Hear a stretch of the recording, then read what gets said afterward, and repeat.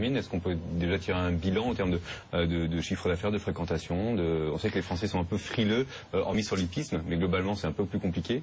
Alors le pari sportif est quand même depuis l'ouverture du marché des jeux en ligne en 2010 sur une dynamique de croissance qui est relativement forte.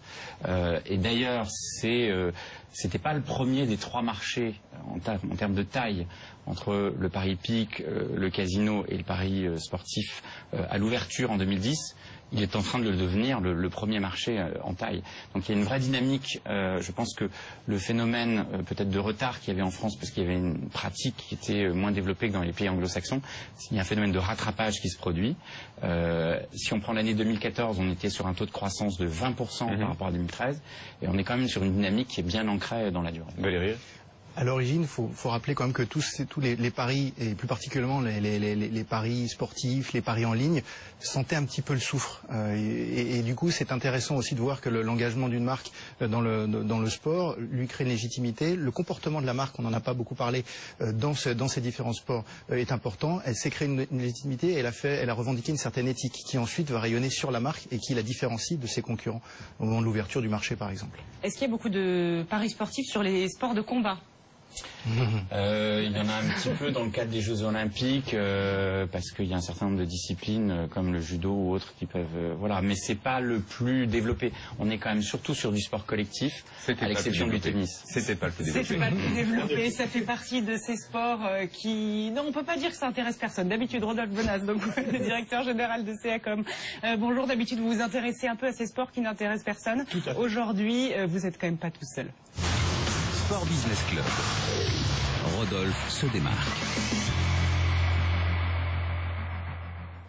Les sports de combat, donc vous aviez envie de vous battre aujourd'hui. Exactement. Alors on s'est intéressé cette semaine au MMA. Alors MMA, je sais à quoi vous pensez. Évidemment. Ça sera bien sûr, là en l'occurrence, du zéro blabla, du 100% tracas, voire même du 100% fracas. Oui, en effet, parce que le mix martial art, en effet, comme on l'appelle, c'est un sport de combat, tout ce qu'il y a de plus violent, dans lequel on organise des confrontations à l'origine, qui sont des confrontations entre des sportifs de sports de combat différents. C'est-à-dire le karatéka s'affronte au judoka, le sumo se bat contre le jiu-jitsu et le boxeur affronte le krav maga. Donc, inspiré du Vale Tudo brésilien, ce sport est devenu un véritable sport phénomène aujourd'hui, puisque ce sont des combats ultra violents, comme je le disais, où tout est permis, bras, jambes en l'air, au sol, tout est bon pour terrasser son adversaire. Un combat dure au maximum 5 rounds de 5 minutes, vous voyez, c'est quand même assez rapide. Alors, cette discipline est devenue en 20 ans un sport tout à fait événement, et du coup, elle est sous l'égide de l'UFC. C'est très important parce que c'est un peu la FIFA du MMA, et cette UFC, elle est assez intéressante parce qu'elle a été créée par deux frères à Las Vegas, qui ont absolument tout compris, qui sont déjà propriétaires de 40 casinos et qui ont mis la main sur ce sport. Et ils ont tout activé en termes de business sportif, et c'est ça que je voudrais vous dévoiler aujourd'hui. Premier point, bien sûr, ils organisent des tournois dans des immenses stades où il y a entre 10 et 20 000 personnes. Deuxième point, ils ont des sponsors. Alors, il y a comme sponsor, je vous dis, il y a Bud Light, Harley Davidson, Reebok.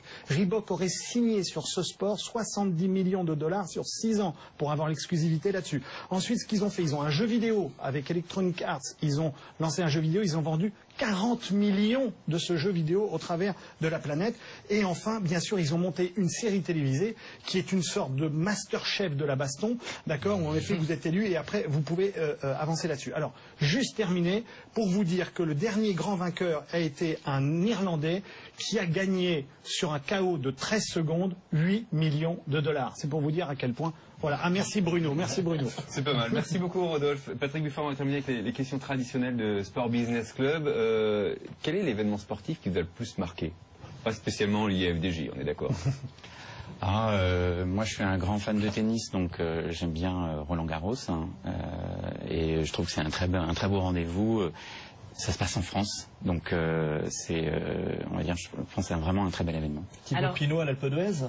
Alors il y a Thibaut Pinot cette année, effectivement, sa victoire sur le Tour de France qui était pour nous, en tant que Française des Jeux, très important. Et qui était magnifique. Dernière question, quelle est dans le domaine du marketing sportif la marque qui selon vous a tout compris? Il y a beaucoup de marques qui, on va dire, ont bien abordé. Si on prend, on va dire, Roland Garros et BNP Paribas, je trouve un partenariat qui est bien construit depuis des années. Si on prend des marques françaises, Après, vous avez des marques dont c'est le terrain naturel, si on prend Adidas ou Nike, qui ont abordé le sport de façon très très efficace. Merci beaucoup Patrick Buffard d'avoir été avec nous aujourd'hui, directeur général adjoint de FDJ. Merci également merci Bruno pour ce bruit magnifique, à la team Sport Business Club, Bruno Fraioli, donc vous l'avez entendu, mais également Roland Bonas et Valérie Botin. Merci Dorothée. Merci David, merci à tous. Très bonne semaine, très bonnes vacances aussi bien sûr si vous en prenez. Rendez-vous le week-end prochain pour les meilleurs moments du Sport Business Club.